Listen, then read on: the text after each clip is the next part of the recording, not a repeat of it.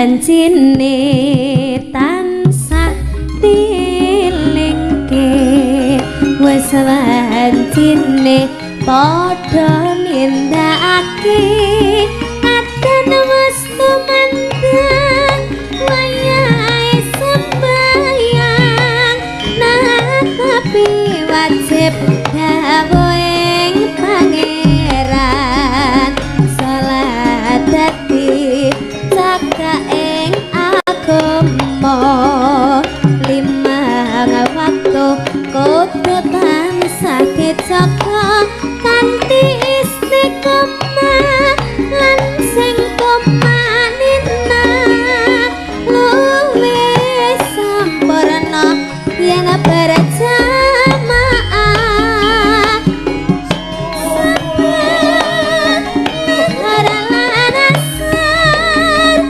salat saya tingatake tindak mungkar magrib lan isa cangkepi prayogane tinambah salat sunahe jasa prana iku perintah agama ngelingana ing donya mung sadelo sabar lan tawakal pasrah sing kuwasa yen kapengin besok munggah swarga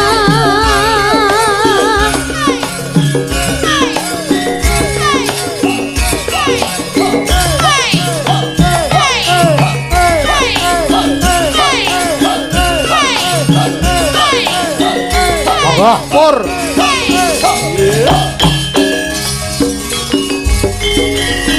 wis wajine tansah dielingke wis wajine padha hidrakake akan wis tumandang wayahe sembayang tetapi wajib dawuhe pangeran salat dadi cakae agama limang wektu kudu tansah dijaga hati istiqomah lan sing tumanina luwih sampurna yen berjamaah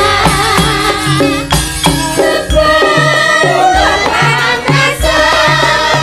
salat saya tingatake tindak mungkar magrib bisa cangkepi prayogane ditambah salat sunahe jasa prana iku perintah agama ngelingana ing donya mung sadelo sabar lan tawakal pasrah sing kuwasa yen kapengin besok munggah swarga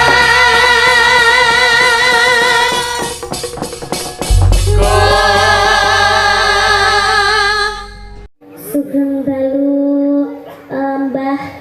Mbah Hanom Amin jendalu panjenengan sehat Mbah Amin Alhamdulillah semoga sehat selalu panjang umurnya Amin semoga awet lah ngomong anak putune mugi-mugi niken saged nderek jenengan terus jenengan jangan sakit nanti nikennya sedih Mbah aja sakit nanti niken nangis gimana aku sih bang orang-orang kok yang sakit biar Mbak Karen aja kan Mbak Karen kan nggak soro itu nek Mbak kan dalam itu melek sampai pagi kalau Mbak Karen kan enggak Mbak Karen kan nek mumi ya orang-orang itu sasi apa lagi mumi garenipun garenipun oh aku ketahui baik kalau putune wah halo lu jangan bicara yang macam-macam dong. Gue tak kandani ya Mas Gareng. Putuku ini Niken kuwi oleh derek cinta orang saiki tok kuwi jaman isih SD. Indi. Tak kangen to ora ngandel. Dereke anu bae Iya. dereke bae wiwit umur piro kelas piro? Wet cilik sak cindil kae. Ket kelas Ora 2 SD. Ora kuwi turunane Clurut apa jenenge kok Cindil ki lho. Ya sik inil-inil kae kok. Cek Kelas kelas 2 2. Kelas 2 SD saiki 2 SMA. Wis tau nderek Mbah Anom. Sudah. Ya kowe iki ora ketang sithik Mbah Anom ki ya nyawabi marang kariermu. Mula ya ora ana salahe yen kowe tetep nderekke Mbah Anom. Ya, ya aja mung Mbah Anom tok, ya Mbah Bagong barang kuwi. Iya, kok Mbah? Loh, lah kuwi adike Pak Anom ya, Mbah. Kowe Aku ki apike iki aja Mbah ketuan. Om Diki. Emah. Ora. Kok emah ngapa? Ya kan nenek urutane. Nah. Iya, Pak. Iki Mbah Anom, ki Pak Bagong, terus kae Dik Bayu. Kembali sodi. Kemana Dek Bayu? Urut, Mas. Aja Dik. Iya, Mas Aja kok. Dik. Dek Nani. Yo Mas Bayu. Wah. Mas Bayu ke mau sempet tak prank lho Pak De. Napa? Jam 10 lah kok ngirim Sherlock to. Lah terus jam Ya kan? 10 ki lagi ngirim Sherlock. Lagi ngirim Sherlock 10 bengi iki. Lah kok jawabmu piye? Lah jawabku kan lek ngirim Sherlock kan yo mbok ket mau awan Oh, gitu. oh. Lah jam 6 ki aku ki wis tekan kene Pak De ceritane. Jam 6 sore kan wis tekan Tekan kene. kene. Terus aku jam 10 lagi dikirim Sherlock aku yo ngomong lek aku rong budal ngono. Oh ya bener kesalahan dia kamu manfaatkan bahan ngapa. Lho kowe lak sing ngekeki jam piro? Jam 10. Lho aku kuwi wayangan wis bubar lagi dikeki Sherlock kok. Lah bar jare lara kok ya ora tak Lara kabari. piye? Lah jare sing lara ben Mbah Garing wae. Niken lho. Oh lara. Wong senengane yo. Neng alhamdulillah Mas Garing pun sowan, Mbak Niken wis sowan. Nggih. Iki pancen wis diantu-antu. Heeh. Angger nduk Niken sing dadi bintang tamu ngerti ora Mas? HP iki kaya antene kae lho. Wis tingkat-tingkat. Wis rolas. Oh iki streaming kabeh to? Iya. Anu le nduk Pak De ora iso mampir ngomah iki langsungan ning kene ya. Aku ora iso mampir ning Ngadirojo. Moko jare diarep-arep lho jane. Pancen sengaja boten kula ampiri. Wis Mergo diteni. diarep-arep ya diburi-buri aku gelem. Ha iya. Wis diteni tangga-tangga barang ya. Maksamu tagih utang kowe. Jane Boten. wis meh nglumpuk kabeh kari mangkate to ya kan. Ngenteni angkutane dadi. Ketoke Nggih. Mbahmu Anom ki Mbah sajake Anom. wis ora seneng tak eloni Piye rasane. to piye. Iya kayake wis risih kok ya. Lah kuwi ngono ki piye? Kusik. Ya ora apa-apa ta, ben tak eloni ae. Berarti Mbah Anom ki seneng lek dieloni wong ayu-ayu ora koyo sampeyan. Melu Wes. Mbah Anom nganti tuwekmu kaya Darsini ora apa-apa. Wes melu terus. Kok apa-apa nesu iki ngapa ta Lah jare? ya wong budar ora melok Wes disebut-sebut. ben aku mbok set tok. Wong aku sing seneng dereke Pak Anom kok kowe iso. Loh, kan karek Mbah Anom nyaman apa mboten jenengan balik dieloki kalih anu Mbah Gareng niki. Jane ya ewo pikiran. Lah, Nggih, bener nek ewuh. Ha wong liyane putih karo ireng kok kono coklat kuning dhewe kaya telek. Ha kaya ngono kuwi. Kaya ngono kok bolong. Kaya lele kuning. Jangan menghina nuwun sewu, jangan menghina telek. Ora aku ora ngomong Kowe telek. sedina ora iso nelek, bosok wetengmu. Loh, emang aku sedina ki mau rong telek kok. Ndang kono telek nang arep. Rong dina pisan aku. Aku rong dina pisan. Lek sedina pisan wong normal, aku ora normal kok. Nelek ngene gare malah kaya lele. Kowe Kowe dina rong nelek to. Rong. Sake kae ya. Nyapa? Kae lho sing nemu dhewe. Nyapa? Nganti nganggo pampers. Nelek. Ora sak rebuk telek Lah sinten? Jenengane ngomong telek kok. Ayo. Ayo. Nanjake. Gedung iki kan kowe matur apa sih karo panjenenganipun keluarga besar dari Pak Dani Srianto. Siapa itu Pak Dani Pak Srianto? Lho kowe iki sing bayar kowe kok. Lho aku teko Mas Bayu kok. Wah makelar to kae. Ora sae. Ngono aku. Wis Den, aku. Wah, ora ben Pak Dani dhewe.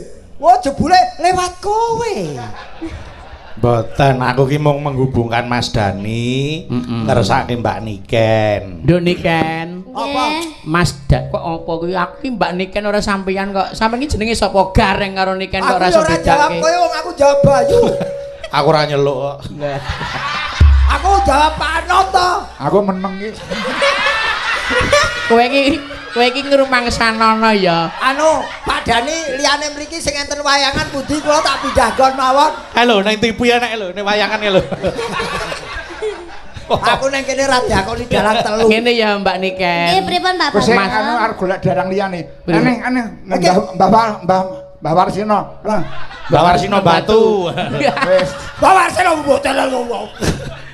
Ndak gelu sing ora ono. Niki acarane napa? Anu ngene ya Mbak Niken, saka kersane Mas Dani iki tasakuran, ya ta? Nggih. Milad Pondok Pesantren Al-Mardiyah, lan uga Haul Akbar Luhur Al-Mardiyah. Nggih. Iki kegiatane akeh banget, kegiatan sosial lan uga kegiatan hiburan sing niate nglipur masyarakat. Lah warga kene iki kangen karo sing jenenge Mbak Niken Salindri. Oh nggih. Kuwi sapa meneh? Liyane Niken Salindri sapa? Aku ya dalang ya iso. Aku nek irenge kaya telek cecak nek putih karo ireng. Wong ki ora ana sing sempurna. Sesuci apapun orang pasti punya dosa walaupun setitik. Weh, ya hebat. Iya. Mula sesuk neh iki anu konfirmasi se. Apa, Mas? Sampeyan ki nek lewat anu Limbuk, Mas Limbuk klambine apa? Seragame apa? Ben ketone Menyesuaikan. kaya keru. Lah. Ngerti ra? Keru kok keru. Dalam kono ki TLK. Apa iki? PLK. Telek. Wah, Ketelek. Den, kok warnane apa biru? Bareng aku nggawa biru, ngerti-ngerti ireng. Aku ping piro ae diblusuke. Lah Sing penting sarwa sila ya. Aku tenan aku kok anggere mbok sakiti meneh, aku ora melu kule. Melu Pak Anom. Lah kok Maka ora lunga iki dadi. ora lunga malah kon ngeroki. Ya nek ora Mas Bayu ya takon karo sapa wong Loh, anak tapi buah akeh sing lho. salah niku gancane Pak De Gareng kok Pak. Lah nggih. Kudune sampean lek wis ngerti sampean bolak-balik disakiti, dibohongi, diapusi, diprank kudune sampean nggawa klambi sak lemari. Lah. Kuwi Menyesuaikan cocok. teman-temannya. Mobil iki dikebaki dandan gareng sing akeh. Kuwi arep tagapan apa minggat? Tagapan sapa ki makan se. Lah ben sarimbut tok. Saribet. Saribet sari Cahayu, kowe matur Pak Dani sik, Jajah. Nggih, matur sembah nuwun kagem Pak Dani, sampun nimbali kula sak rombonge. Sak rombonge nek Kaya kerupuk. Bar dodol kerupuk kok piye kok nggo. Oh, tadi Mas Gareng iki dianggap rombong. Lah kowe jajar Mas Gareng kok. Kuwi ora rombonge kuwi sunduke tadi. Mas Bayu, Pak Bagong kalian Nggih. Mbah Nom. Mugi-mugi sehat selamat wilujeng. Amin. Panjenenganipun Amin. rezekine kathah barokah turah-turah ora lokaning malah kebak. Amin. Ngomong anak putune. Amin. Mugi-mugi tahun ngajeng nanggap malih. Amin. Amin. Mboten damel gareng nggih pun gayeng kok Pak nggih. Nggih. Oh iya ora nganggo gareng wis gayeng ya. Nggih sampun Mbah. Nggih to Mbah. Jangan ngerasa ngoten mboten Mbah. Iya, bener. Lah iya. Oh, dandres. Ora apa-apa sempaku tak cantolne genteng. Aduh. Tak jiko. Nekat. Arep juga ki apa ngerti wancine ling nguncake kok. Oh, ora kena wonge kena sepak. Gila nih. Lah salahe sepak kok diucalke iki lho. Wis men arep dijiko. Mesti ngerti wong. Kuwi nek turu ning plafon kok Gareng kuwi nek turu. Maka ngenteni. Ora tau mbah seminggu. Nggih. Iya. Niki nyanyi nggih, Mas. Tembangan, ayo. Monggo, ayo. Mbak. Tetembangan sing klasik. Terus niki enten anu penyuwunan wonten ing ngersake lagon pepeling. Nggih. Pepeling, lajeng menapa malih? Niki Boko siji aja. Oke, genduk niken pepeling, Nduk. Kene, Nduk, sayang. Ya. Kene. Ya. Ayo ning ndi? Ning kene wae kok. Iki pepelinge. Ha iki ditinting. Nyuwun pepeling sing bawa Mas Gareng mengke lagune Mbak Niken. Nggih. Nggih. Ayo rada cepet ya. Kan yo iso lho. Iki Nadianto langgam ya dijogeti ya penak ya. Oh nggih. Dadi kowe kudu joget, setiap lagu kudu joget. Ya. Bayu karo Bagong iki kaya tumbuh entuk tutup kok. Ngene Mas Gareng. Wah iki gonge iki gonge. Wong Gareng kok trauma iki apa to? Aku ngomong hati-hati kan. Lah iki pripun, Pak? Coba ana sing ngresake pepeling mau ana meneh sing ngresake peling kadangku Taruna Mas Saiful. Oh nggih. Matur sembah nuwun dene kula sak kanca dipun paringi Degan. degan jeli. Oh, Degan Jeli Mas Saiful. Dereng komplit kula dereng entuk. Wah, Nanti kamu keri kok. Iki sing diwenehi iki trah kok, sing ora trah ora kok. apa? Lho, orang Mas Saiful ki jek trah. Lho aku ya trah lho. Trahane. Kuwi terhane. Yo Mas Gareng. Oke. Sesuk kambil ya Mas, kambil. Aja Degan. Memangsamu aku berut kok iki. Memang krabil Kabil. kaya bajing. Monggo Mas Saiful sak keluarga wilujeng midhangetaken menika pepeling. Rukun Islam. Ayo Ade. Loh, aku apalaku kuwi.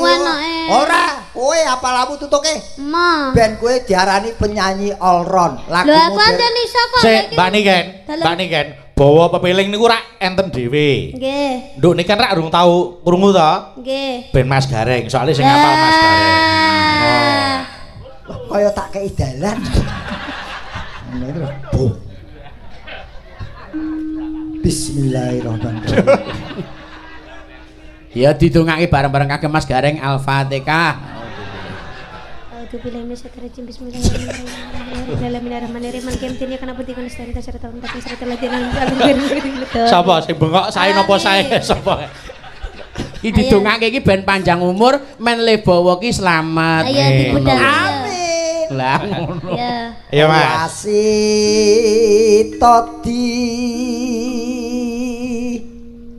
saking Prawinasis ngeling ana wong urip ing donya bebasan mung mampir ngombe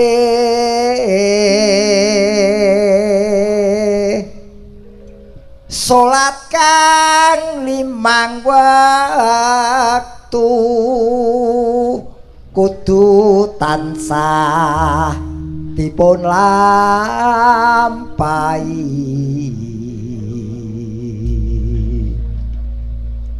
iku cagak agama pakartikan luhur ngedoken tumindak mungkar yakti urip mangya tentrem lahir batin bejo donya akhirat.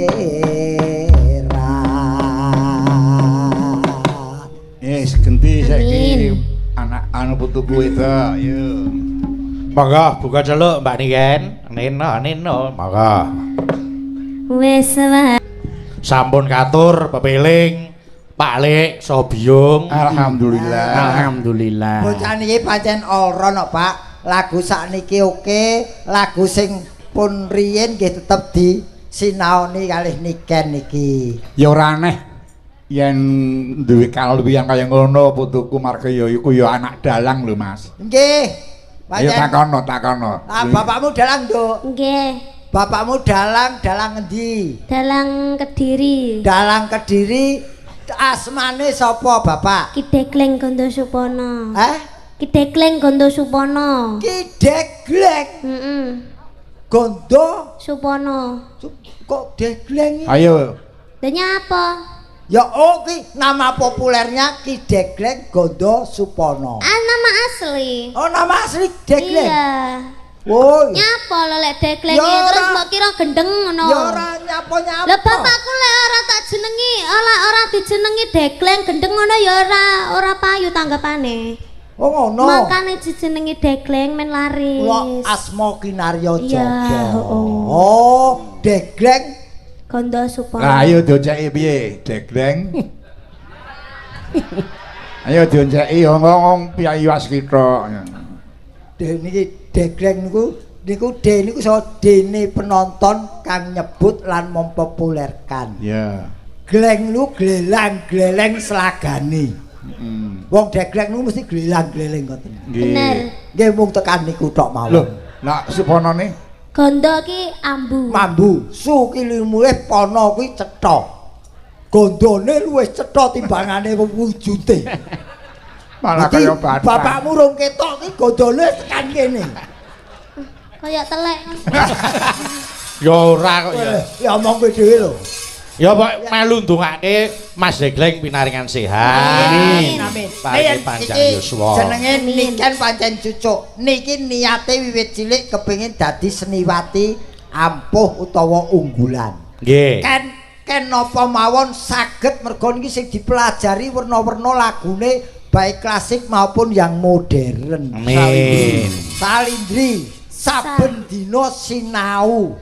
Terus Lin. Lintang panggung statuse. Lintang panggung ora bintang lho, lintang panggung. Mergo Nggih. mili. Terus Drias Moro. waduh. Sastrane dhuwur men. Lho lah iya to. Nggih, heeh, Anae heeh. panom kok. Nggih. Drias Moro. Ya wis kuwi ngerti ku. Nek miturut informasi napa leres menawi Kang Rama menika tesih trah saking Klaten to, Nduk? Nggih. Terah Nggih. Klaten ndi? Terah Klaten ndi? Cetakno. Soale Bagong iki gampang lalen. Ngono. Ngawangga no. Hah? Ja. Terah. Ceper. Ceper nggih. Japer. Ceper. Ceper ngawangga. Rata-rata. Oh iya ceper. Nggih. Dadi Nggih. sih ceper ngawangga kuwi Mas Gareng. Iki ya banyu Klaten ya, Wan. Aku ya terang ceper dadi kuwi rak bisae jaman lakon anu Pandhawa Traju wae to. Sampeyan trah apa? Aku trah. Traing kusuma rembesing blethok ya aku. Kuwi rebesing WC ati ya. Blethok wis elek lho tekan WC. Berarti jumbleng trae. WC kok rembes. Yang cangik menika wonten penyuwunan lagu. Nggih. Apa? Saking Bapak Lagimin Ngelo. Assalamualaikum Pak Dalang, kula nyuwun lagu. Wah, ora sopan. Nyapa? Ayu-ayu ngentut sak gon-gon. Lah masuk angin. Masuk ayu wong ayu ki wong ayu ki jebule Mas. Wong ayu jebule entute ya mampu. Mambu parfum kok. Sampeyan dhewe wis anu ngendika to mau siji nelek lho nek wis rasa nelek rasa ngentut ki rak bahaya. Lah ya iki tetok neleke dhewe rak ya memestuti omonganmu to. Ya. Lah, Ya wis ya ben- omong kari nampa tok di segara iki. Garek Iya. Napa-napa entut ora itu juwe. Iki anu lho wis meh jam 12 jangan. Nggih, tasih wonten 10 menit malih. Nah, Satu lagu satu pas lagu nih. pas. Nggih. Satu Niki lagu. jalukane iki Kembang Rawe karo Kembang Asmara. Ning Kembang iki api. pokoke tak pasrahke nduk niki arep nembang napa. Terserah. Niki ya mumpung wonten Mas Tatok barang dadi mboten ming klasik Nggih. supaya penonton kabeh kawaratan kabeh ben padha rumangsa.